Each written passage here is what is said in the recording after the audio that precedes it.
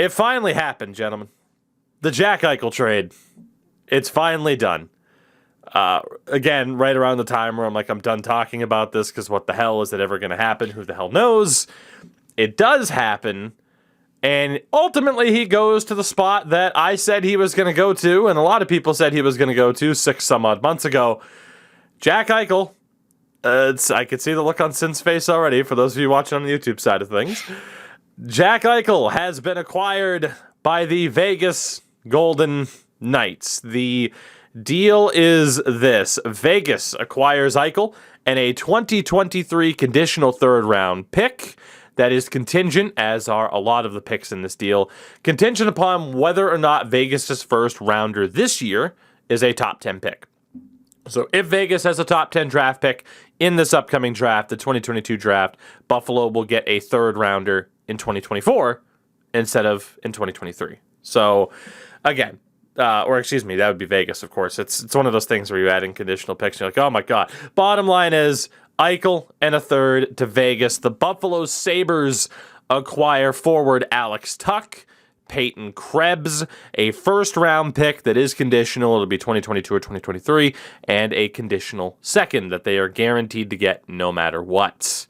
The Sabres also completed a different deal, acquiring Johnny Boychuk, who has been on LTIR for almost 2 years now, for future considerations from the New York Islanders. That will boost them up well above the cap floor and means they can make further moves throughout this season and up to the trade deadline. So, gentlemen, let's go team by team here and what this means. And I want to start off in talking about what this means for the Vegas Golden Knights. Now, in the short term, doesn't mean much. Eichel will be getting the surgery that he's wanted all along. He'll be out for a projected minimum of 4 months, which means likely the only time we'll see Eichel this year is probably in the playoffs. And you know, if he's ready to go in late March, you probably just hold him out until the playoffs anyway, treat him like a Kucherov situation, and all of a sudden you don't have to worry about the salary cap until next season. So I would not expect to see Jack Eichel in a regular season game this year for Vegas, because it would result in them having to maneuver things around cap-wise. Gentlemen, your thoughts, Jack Eichel, and specifically what this means for the Vegas Golden Knights. Sim, we'll start off with you as a fan of a rival team. Yeah, I mean, what this means for them, they get finally an Elite 1C, which they have just never, ever had. Chandler Stevenson is playing solid for them, but probably well above his pay grade. So it's good for them, but also what it means, they have zero depth. At this point, I am honestly, if I'm a Vegas fan, I'm a little worried about this trade, simply because once again, your team is continuing to give up a lot of, assets, younger assets, pick assets. They don't have a ton of that. They really haven't drafted that heavily. So many of their prospects and picks they've now traded. Now it's good to get some of that talent. Now again, Eichel's 25. He'll be around for plenty of time. That being said, is it going to solve your problems? Is he going to really put up, is he going to make that much of a difference by putting up the kind of numbers that he can on this team that's now going to miss, Alex Tuch, who's been a very, very solid middle six winger. Some argue that he could be a full-time top six. Peyton Krebs, who is probably their best prospect at this point, a guy who everyone said fell lower in the draft than he should have. Again, I see him as, maybe a future 2C, but still, these are all very good things. And again, they're still going to have to get rid of more. Riley Smith is gone 100% now. Who else is going to be out the door? It's kind of interesting. Sure. Like, probably Dadonov too. What kind of deal was he on? Was it just 1 year?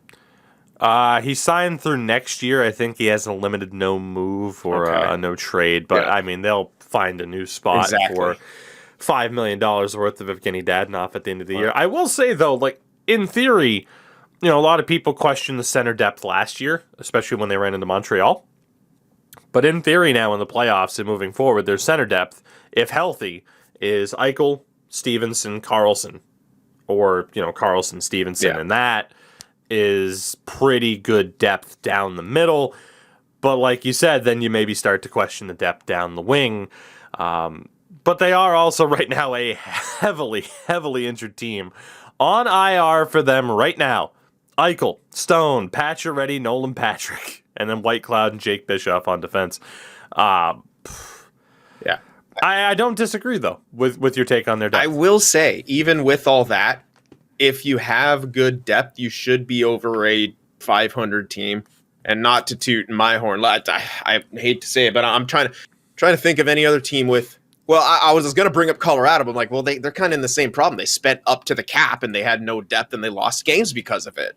Other teams that have been able to draft heavily and stuff like that, at least in the last couple of years, have been able to have the organizational depth to win games. Again, small sample size.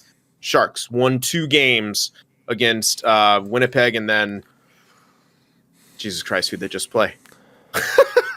Brain fart. Anyway, but they won 2 games using. You know who they just played, Sin? They played the Buffalo Sabres. Thank you. Yes, they played 4 defensemen who were, not normally on the roster, and like 4 forwards at the same, like 8 players total or something crazy like that. Still won games. Now, that's not to say they have the best depth in the world, but they have that sort of depth. With Vegas, I don't see it. Again, they're still fresh in the league. They haven't been able to have these guys who were drafted, for very long. And yeah, we mentioned them trading pretty much all their first rounders by this point. I don't think they have a single first rounder that they've drafted in their organization now. So here we can actually take a look at their draft pick history and see who is still around, because it's always a little bit fun.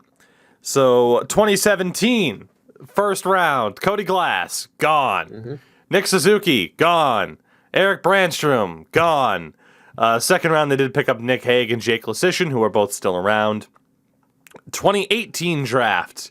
Didn't have a first round pick in the second round. They took a Russian forward by the name of Ivan Morozov. We'll see. 2019 first round, Peyton Krebs gone. Second round was Caden Korczak, who we don't know yet. Wait it out, Caden. Your time will come. Yeah. 2020 first round pick Brendan Brisson is still there, and in the first round this year they took Zach Dean. Yeah. Yep. Yeah. Yep. I mean, those first 3 drafts, all 4 players they took in the first round are off the team. Which is kind of a lot. Now, Cody Glass isn't really panning out, but I still think letting Suzuki go was one of the biggest mistakes that they were ever going to make. Pacioretty's fine, but he's what, 30, 31, at least, maybe even 32 by this point? Max Pacioretty is 32 years old. Yeah. I'm sorry, he's good now. Next year after, he's going to start that decline. Well, funny thing is, he's only signed through next year. How are they going to get him back? I mean, he's making $7 million now. Ooh. What does a Max Pacioretty extension look like, and what is the term on that? Because anything above 3 years is going to be potentially risky if he's making over $5 million. Here's where that no state tax advantage comes in. I guess so, yeah. Endo, your take on Eichel in Vegas? They should just rename the Golden Knights to the High Rollers, because they're just gambling on everything. We don't know how Eichel's going to be after the surgery. I don't think anybody really does know. Ever after you're injured, you're never really the same person. It's either you're better or you're worse. In the case of Connor McDavid, when he hurt was it ACL or ECL? Collarbone. No. He injured his collarbone when he accidentally punched the glass in a fight in the OHL. Yeah. But it was, I do believe you're right, a knee injury that he didn't get surgery on. Oh. Yeah. And just elected to rehab, which proved to be maybe the best decision he's ever made in his life. Yeah, and now he's even faster of a skater, and he's still getting faster, which is scary. But in the case of Eichel, with the surgery that he's probably going to be getting, I'm surprised he's probably in the hospital right now, sitting on the doctor's bed, all right, let's go. I got the clearance, let's get it done. But you never know. It's a surgery that's never been done before to an NHL player, but it's helped in other sports and helped rejuvenate some careers from what I've seen. And I hope the best for him. I hope it all works out. But that is a powerhouse in Vegas. considering their cap hit, that is ridiculous. Because right now the projected cap hit is like 91 million when you count just face value without taking in the LTIR. Right now they have 16 mil in cap space right now, but we all know when those guys get ready to come back, it's gonna be like 0. They're gonna have a Toronto situation, and I don't wish it on anybody. Yeah, 10 with Eichel, 7 Pacioretty. What, like, isn't Stone to like 8 or 9? 9.5 for Mark Stone. Jesus, so Stone 9. 9 for Mark Stone, 9.5. And then Patrick's got to be making at least 3, right? He was 1.2. Oh, really? That's low for Pat. Yeah. That low for Patrick? You signed the bridge deal. It's just Bridge. I guess I figured he might have signed at least like a 3 or 4 with Philly, but I guess not. yeah, the injury problems there for the Flyers. Yeah. So didn't play a full season. Yeah, that's another thing. 3 years. Kind of gambled on Patrick too, and he gets re-injured. That was a sad story, man. High rollers, I'm telling you. That's what I'm going to call them from now on, because this is like. And then you mentioned Sim with the depth issue when they don't really have a lot of guys there. Their farm system's also kind of barren. I'm going to be really honest with that. But it just seems like they're like a win now team. They have that. It's not Barron. It's Brendan. He's their only guy, Brendan Brisson. Oh, I'm great. sorry, I had to. No, that's fine. That's perfect. I was gonna make the same joke because that's my middle name. It's just I don't know where to go. This doesn't look like an NHL franchise. This looks like someone who's literally betting pro line and going like, oh, I'll grab this guy on my team, and it looks perfectly fine. I mean, granted, they did well. They have made the playoffs every single year that they've been there, but they have had the advantage of having a certain expansion draft that was heavily favored to give them a boost of a team. Like, no one expected them to make the playoffs or get to the finals that year when they had the expansion draft. And the fact that that sorry to cut you off, but I think that's where that was obviously the turning point, right? Because this was a team where it's like, oh, hey, we might not be complete trash. And then not only were they not complete trash, they made a Stanley Cup final in their first year. Yeah. And that was where the decision was made to go for it. And they're so far along that path that they essentially have no choice but to just go for it, which is why you see them pick up Pacioretty, which is why they bring in Mark Stone and re-sign him. How absurd is that? But it's still crazy to think, like, Pacioretty, Mark Stone. They bring in Alex Pietrangelo and move on from guys maybe a little bit earlier than people would have thought, and maybe someone like Nate Schmidt feels a bit betrayed. And then you bring in Jack Eichel, or Fleury. I at least commend them. Fleury, yeah. Poor guy. There is no loyalty. At least that's it. Completely. It's just It's a Vegas mentality. I said this on Twins seat. Sin's tweet earlier. The team represents the city. It's Sin City. Fly by night.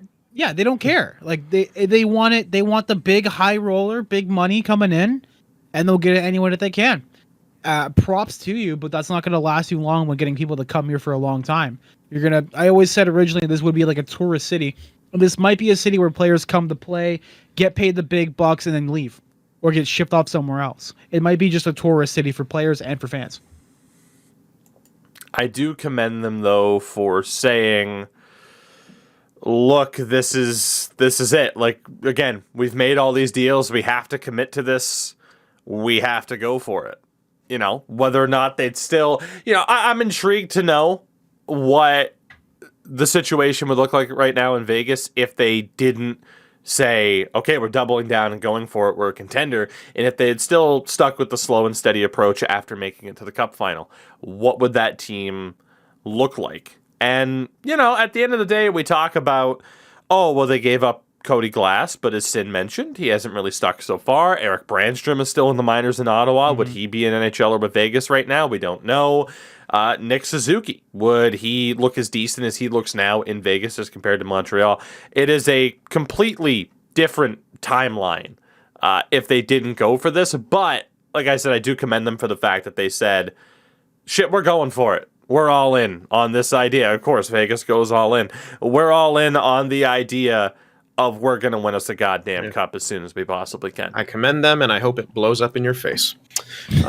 So far it has. So there's that. And that's just the way I have to be. But I will say, I got a funny-ass comment on YouTube about this, because I talked about it a bit, obviously. Someone said a bit of a conspiracy theory here, but you think Bettman called Buffalo and told them to get a fucking move on it to take away the PR away from that awful press conference they had the other day? I And I'm can like, see it. with what Buffalo received back, especially allowing Vegas to top 10 protect that first rounder, like that's almost plausible. I still can't believe Buffalo allowed them the top 10 protect it. Like that's your biggest possible asset. Fucking look what just happened with the Sharks pick turning into Stützle for Ottawa. How the hell do you let them top 10 protect that? I am so pissed at Buffalo for letting them do that. That's just, in my opinion, terrible mismanagement of that situation. I mean, it was from the start, but this especially, it's horrible. So we will move on to talking about the Sabres, and my segue was going to be speaking of things that could blow up in someone's face. It is the idea of lottery protecting those picks in Vegas's favor. The Sabres, I mean, you pick up Alex Tuch, good player. He's coming off of a pretty big shoulder surgery. Peyton Krebs is already been assigned to the AHL, which, hey, Rochester looks decent. JJ Peterka, he's down there. Jack Quinn's down there as well, and he's doing very well in the AHL so far. So Love to see that's not a horrible situation. But again, this idea of it's Eichel and a third going to Vegas for a roster player, a former first-round pick, another first, and a second. Is that enough? No. Especially when, and look, the likelihood of Vegas ending up with a top 10 pick is slim. I think we all kind of expect they'll make the playoffs, although with the injuries, maybe not. But yeah, it just kind of seems like that general consensus is that's the most you could get, huh? But then you also factor in the injury concerns, the uncertainty around there. I don't think it's a horrific deal for them, but I don't know. There's still something about it where, you know, you're kind of hoping towards those first rounders. I mean, it's optimistic to say that we believe that Peyton Krebs will still step up and be a legitimate top 6 guy. Alex Tuch is a legitimate top 6 guy, and I do think he can fit in with the pieces they have there already now pretty well. But this is another one of those trades where, you know, short term, as long as Eichel can get back to 100% health, you'd think it would work out for Vegas a lot better. Buffalo, we're going to have to revisit this 10 years down the road to see what comes of those draft picks. And there is a lot of pressure to hit with those particular draft picks, Enda. Mike was off. Sorry. It's a mess. I called it the Vegas heist because this is a steal if it does pay off. If you do get point per game, healthy Jack Eichel. But the return was definitely not worth it, possibly. The only plus side I see for Buffalo is if Vegas absolutely hamstrings themselves and they get the top 10 pick this year. That pick gets pushed back. All of a sudden, Smith is gone. Pietrangelo? Pacioretty? Big question mark there if they do sign him. Does Pietrangelo able to bounce back? You know, like all those contracts get pushed forward another year. Everyone gets a little bit older, but I highly, highly doubt that they miss the playoffs in that next year. That's why a lot would have to happen. It would have to be a Sharks-worthy Evander Kane drama collapse for that to happen the way it happens. You know, in several other situations. You know, the Duchesne thing, then the Carlson thing. You know, with the Sharks, and I just don't get it. Like, that seems so low. So, presumably for the Sabres here, let's say that Vegas doesn't get a top 10 pick, because that would be pretty far out of the realm of expectation. Right now, they have 3 first-rounders. They actually have a similar deal with the Florida Panthers. Another conditional pick. The conditions on that from the Sam Reinhart deal. If the pick's in the top 10, they'd exchange it with Florida. So let's be honest. I mean, the Florida Panthers aren't ending up with a bottom 10 draft pick. So realistically, the Buffalo Sabres have 3 first-round picks this year. Their own, Florida's, and Vegas's. And that's so far. They also have their own second. Next year, they have their own first and 3 seconds as well, having their own Vegas's and Philadelphia's second, yes, from the Rasmus Ristolainen trade. So I mean, you're talking about a team that has 8 picks in the first 2 rounds of the next 2 drafts already. And acquiring Johnny Boychuk allows them to potentially make other moves, such as, Victor Olofsson's an RFA at 26 years old. They could get a pretty penny, in my opinion, for Victor Olofsson at the trade deadline. He's only making $3 million. Like, that is a very, very shiny new toy option for a lot of these teams that are looking to make a strong push. I comfortably say that could fetch them a first-round pick at the deadline. I truly believe that. Aside from that, you'd be talking about kind of nickel and diming to get other pieces. I mean, Colin Miller, Will Butcher, their deals are up at the end of the year. I don't think they take on Johnny Boychuk unless they were planning on making other moves. In terms of guys that are under contract beyond this year, I mean, Gergensons, Bjork, and Thompson all have an extra year, but how much value is there really? I will not be surprised if the Johnny Boychuk trade results in Victor Olofsson being dealt by the deadline, if not on deadline day, which means, again, Buffalo will have a decent amount of draft picks. And if you look at who they have in the system now, I mean, like Rasmus Asplund's on their top line right now, apparently. I mean, he's 23 years old. That's still promising. Dylan Cousins is 20. Obviously, on the defense, you're looking at Dahlin. Jacob Bryson's played all 9 games for them this year. He's only 23. You know that you have Owen Power in the system. Casey Middlestad's still 22. What's his ceiling? Krebs, JJP is there, Jack Quinn is there, Isaac Rosen. Like, they have a talent pool. How good is that talent pool? I don't know. But if they can do, and shout out to Ryan Johnson as well on the blue line, actually, now that I'm looking at it, if they play their cards right, this can work out well. And I think at the very least, even if they didn't get as big of a return as they potentially could have gotten, the most important thing is the Jack Eichel era is over. That's the most important thing. It's just, okay, those ties are severed. We are on to a new era again. But that is what they so desperately needed. And finally, Sabres fans can be like, okay, I wish it didn't go down this way, but it's done. It's over with, and we move on to this new era. And if Buffalo plays their cards right, they can do pretty well. The consensus will be, though, are you going to get a player that is the caliber of Jack Eichel? And would you rather have Jack Eichel and what you can put around him, or this idea of whatever this new core is going to be? And again, we don't know. And we won't for a few years from now. Yeah. So, any other takes on Buffalo, boys? Or do we move on to a third team involved in this? I mean, my last take is it seems that Buffalo is now not building around a specific piece, but trying to just build a team around a lot of different pieces, which is sometimes a hell of a lot easier to do. As you saw Edmonton struggle for years and years and years to build around. Well, they had 2, and that's even, crazier. But I mean, yeah, with Eichel, it simply wasn't working. And now at this point, it's almost like a fresh start for them. Horrible for Buffalo fans. They're rebuilding the rebuild of a rebuild, essentially, it feels like. But yeah, I mean, again, we'll see. But it's not the best return for Buffalo, but they still have opportunity. I love the way they're looking so far this year. All those young guys, they look scary. I've never felt threatened when watching Buffalo play against the Sharks for the last few years. And I'm like, okay, this is a threatening team, and they don't have Jack Eichel. I'm excited to see what they do with all their assets.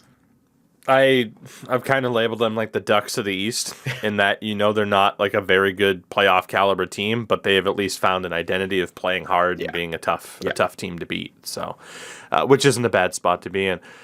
And no, I will direct this next portion over to you here because it's Canadian related. The Calgary Flames. What does the Jack Eichel trade mean for the Calgary Flames, who were apparently the other team that it was down to the wire with?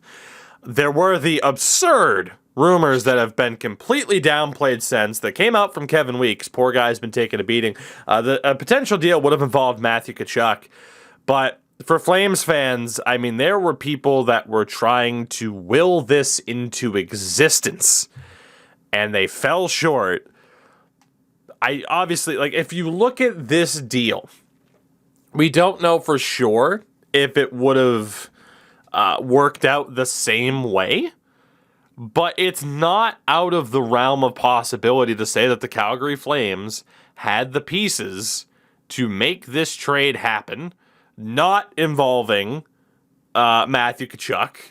But, I mean, again, you look at like, okay, do they have a counterbalance for Peyton Krebs? I'd say yes, in the form of someone like, I think it's Jakob Pelletier, who was out there. I mean, granted, he wasn't a first-round pick, but I'm a big fan of that kid. He has shown that he has just gotten better and better since being drafted by the Flames. Like, I could go down the list. I feel like the Flames had the pieces to get this done. Are you surprised that they didn't, despite the fact that they're a good team? And are you happy that they didn't? Because in a way, if I'm a Leafs fan, I'm rooting for this to happen, because I feel like it takes a tiny little bit of pressure away. The spotlight shifts ever so further away from Toronto and would then focus so heavily on the Battle of Alberta, McDavid versus Eichel, and a lot more people would be focused on that. So, your thoughts on what this means for Calgary not getting Jack Eichel? I think it's definitely a missed opportunity, for one. Another thing about that too is there are a lot of pieces over there that were like matchable, comparable per se, but I just feel like it was just their GM just not wanting to make the move, and I don't know why they just didn't make the move. Considering what Buffalo gave up to get Eichel and what they got in return, I think literally any of the hypothetical offers that were available out there that Calgary could have done, I think they could have done it. I just think they didn't want to give up Tkachuk, and they wanted to build around him, Mangiapane, people over there, and that franchise, and keep it that way. I mean, you have a chance to get like I said before, like a generational talent in Eichel, but you don't know how he's going to be after the surgery. He could be better, he could be worse, he could be the same. I don't know if they were willing to take that risk, and if they were going to take that risk, it was going to pay off in the way they wanted it to be. Also, I don't think Bettman wants another top talented player on a Canadian roster. So that's just a little bias there. And it would be good. Maybe TSN and Sportsnet could shut the fuck up about the Leafs every 5 seconds and then focus on another team. I'd really appreciate that. No offense. No ill will to the guys that I know who go there at TSN and everything, but just I'm kind of sick and tired of scrolling through my feed and seeing constant things about what Mitch Marner had for his ice cream and what Austin Matthews ate. That's Don't you love how Gary Bettman went from hey, maybe he's not that bad to right back to public enemy number one in the course of the last couple weeks? Like, it's, what did he do with that? We thought it wasn't that bad. There was some I don't even remember at this point. Like he was winning over some favor, in regards to like how the NHL had handled the COVID situation and stuff like that. Like there were people where it's like, okay, like he's done okay, and Seattle's in the league, and then that was not even 15 minutes of positivity. Yeah, no, I mean, Sin, I don't know if you have anything else to add in regards to the Calgary Flames. I don't think it's a complete L. They're a good team this year, as we'll talk about, but yeah, I can understand why there's a lot of Flames fans that might be a little bit disappointed. Yeah, I would be slightly disappointed as a Flames fan because, again, I'm thinking of who you could play Jack Eichel with on that team, and it's incredible. Like just he's such a solid play driver, and as that franchise center with Monahan maybe kind of falling off a cliff a little bit. Man, if you get, I'm sorry to cut you off as well, but man, if you get Jack Eichel, Sean Monahan as your 1-2 punch, Jesus. Yeah. That's really tough to beat. Yeah, especially when, then Monahan could just, hey, we don't need you to fill that scoring role. Do your defensive center shit, win face-offs. Like, and Sean Monahan, that would be so much pressure off him too. But yeah, I mean, again, with the when I first saw that trade, like with the Tkachuk and then like plus multiple firsts or a prospect who was a first and stuff like that, and yeah, rough look for Kevin Weeks. I don't know who that insider is, but don't get calls from him anymore. And yeah, it's just I would have either way. He was going to a Pacific team. I would have preferred Calgary more, just because that would have been on. Like, I would love the McDavid Eichel showdown. Like, how dope would that be? 1 and 2 picks And then, of course, you get back into the conspiracy zone where Bettman called and put a stop to it. Like, and he's like, no, it has to be Vegas. My baby's got to do good.